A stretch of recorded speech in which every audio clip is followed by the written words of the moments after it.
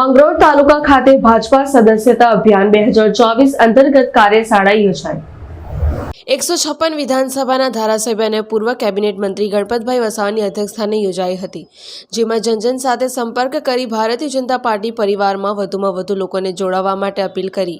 આ પ્રસંગે જિલ્લા ભાજપ મહામંત્રી જીગરભાઈ નાયક, રાજેશભાઈ પટેલ, કિશનભાઈ પટેલ, સદસ્ય અભિયાનના સંયોજક જગદીશભાઈ પારેખ, સહસંયોજક દીપકભાઈ વસાવા, સુરત જિલ્લા ભાજપ પૂર્વ પ્રમુખ દિલીપસિંહ રાઠોડ, માંગરોળ તાલુકા ભાજપના પ્રમુખ જયેશભાઈ પટેલ, મહામંત્રી કેતનસિંહ સુરમા, હરિવર્ધનભાઈ ચૌધરી, તાલુકા પંચાયતના પ્રમુખ મનહરભાઈ વસાવા, જિલ્લા પંચાયતના સદસ્યશ્રીઓ, તમામ ચૂંટાયેલા તેમજ સંગઠનના પદાધિકારીઓ તેમજ સર્વે ભારતીય જનતા પાર્ટીની કાર્યકર્તાઓ ખૂબ મોટી સંખ્યામાં ઉપસ્થિત રહ્યા હતા।